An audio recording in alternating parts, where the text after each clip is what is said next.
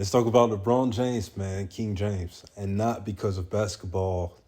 I mean, not because of on-court stuff, but because of off-the-court stuff.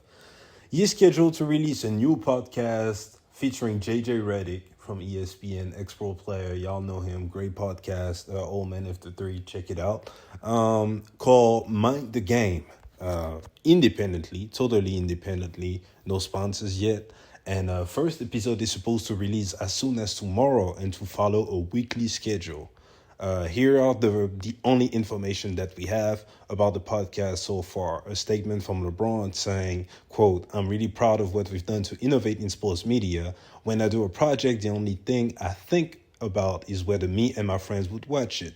That is definitely the case with Mind the Game. Everything does not need to be designed to be designed for internet culture and clicks." And then we have this quote from Maverick Carter saying that it's like two wine masters, sommeliers, talking about wine, not necessarily you or me arguing if I like Burgundy or Bordeaux better. So what are the first impressions? What does that mean?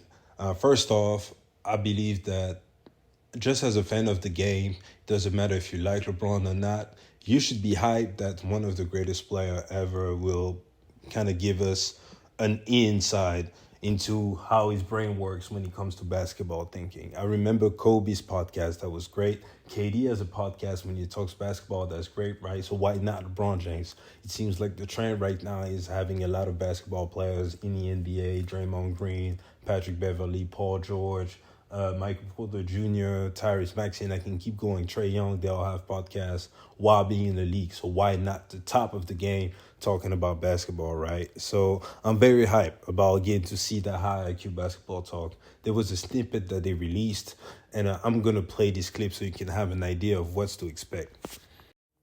There's a lot of things, other things I would do in basketball too. Like there's a couple other coverages I would do.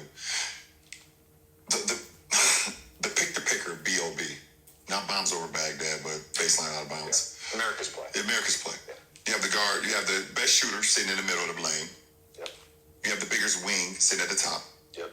5 is on the strong side. You have the point guard taking it out. Yep. And then the weak side corner. And the weak side corner. Yeah. It's not many times that the guy, the wing that's coming down the middle gets that pass. Because in theory, if you're guarding the ball, 1,000, 1,000, take away the basket, and then jump out, right? To take away the shot. The guy that's guarding the ball, when he says 1,000, 1,000, 1,000, why doesn't he just take the guard that's coming out for the pick-the-picker, and the guard that's guarding the pick-the-picker guy just falls right to the guy that's taking the ball out? Yeah. You go 1,000, 1,000. JJ Redick is flying off left, right, where you know he's dangerous. He can shoot straight up and down if he wants to, or he's going to fade if he wants to as well. Maybe kick you. It's my natural shooting motion. It's my natural shooting motion. I'm guarding the ball. I just take JJ, and the guard who was chasing you just falls right to the guy that's taking the ball out. That's one. That's not. We can talk about that. So no. So what's interesting about that? I like that. I'll tell you why. Because like someone who ran that play, right? So whether I slipped or set the screen, I'm coming off. A lot of teams after 1,000 would send the guy guarding the takeout guy. They'd send him to me. Yeah. The problem is my guy's still chasing me. So what happens? I get the ball. I don't have a shot because now I got two guys at me. It's a quick pass back to the inbounder. He gets a layup. So don't chase you. That's what I'm saying. It's actually a good coverage. Take you to the screen. Yeah. And at the screen, the X5 that's guarding the pick-the-picker big opens up and you slide right to the guy that's guarding. I didn't know if you wanted a second glass. I didn't know. I have another coverage too. Okay. I love talking basketball. So there you have it. So what do we think LeBron is going to do with that podcast? Shout out to JJ Redick for getting that look, by the way, because it could have been anyone out there and he picked JJ. So shout out to JJ. But what does that mean for LeBron? What do we think LeBron is going to do? I think this is very on brand because if you know anything about LeBron James, he's always on Twitter, always on social media. He's going to comment, react to anything that happens in the basketball world. And he's not one of those superstars that's so competitive that he won't give props to an upcoming super player or even a rival for sometimes we don't even like to see LeBron prop up, KD or Stephen Curry, but he's never been scared to go out of his way and give props. So I expect LeBron James to actually react to a lot of what's going on in the NBA. I don't expect LeBron James to use it to drive narratives. I don't see that. Like, a lot of people think that LeBron James is just going to use the podcast to kind of stir up drama or enter controversy, just like the Lubalco stuff. He's not going to touch on any of that. Like, it's LeBron James. Everything he does is pretty PC, calculated. If you watch The Shop, for example, his show on which he'll make occasional appearances, I think he made one GOAT statement one time when he was like, I believe this was on The Shop, and he was like, yeah, I believe that when I came back down 3-1 in 2016, that's what made me the greatest basketball player ever. But other than that, he barely talks about himself. He's just like, yeah, I see this. This is the mindset. I like the game. I respect this, whatever. So this is going to be the same. He's not going to get on there every Tuesday and be like, yeah, I'm the GOAT. He's not going to get on there every Tuesday and address the Lakers' struggles. He's going to get on there, probably prop up AD, prop up D-Lo, prop up Stephen Curry, KD, all that stuff. And JJ Redick, I believe that if we're just going to talk pure basketball, JJ Redick is the right partner.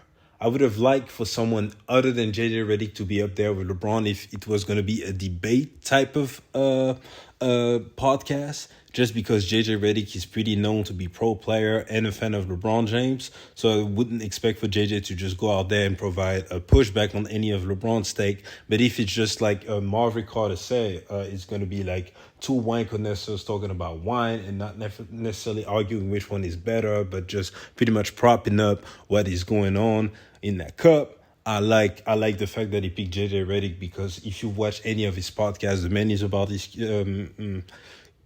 P's and Q's. He's really good at, breaking down what happens, plays, patterns, all that stuff, coaching styles. So I believe this is a great duo.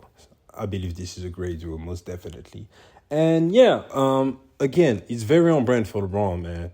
He just likes to have his voice out there, and he's been pretty vocal about wanting to have his own and independent media company. So he has to touch on everything. With The Shop, he'll touch more of the culture type stuff with Maverick Carter and them, and they have all type of guests from rappers, athletes, entertainers, all that stuff. They have that on The Shop, so they can touch on that.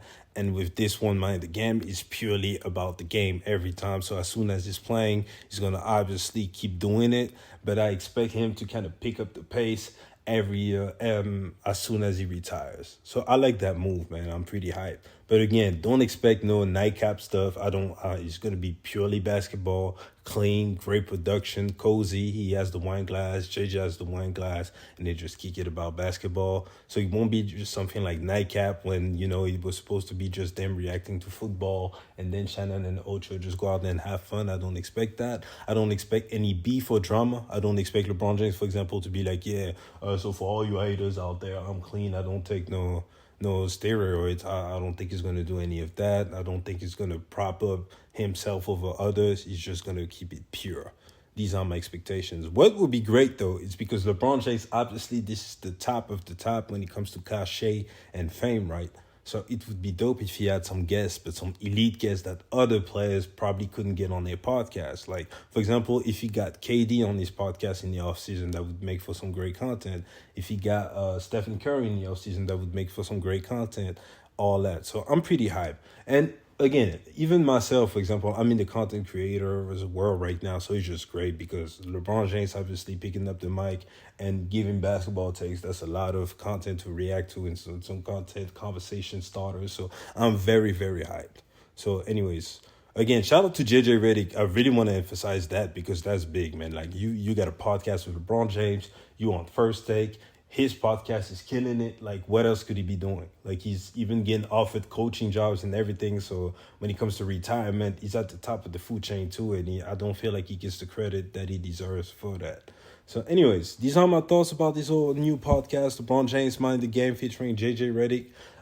If you made it this far, please like the video, please subscribe to the channel, but more importantly, let's get in that comment section and have that convo. How are we feeling about the podcast? Are we hype? What do we want to see? Do we not want to see this? Do we think it's a bad look for LeBron or JJ?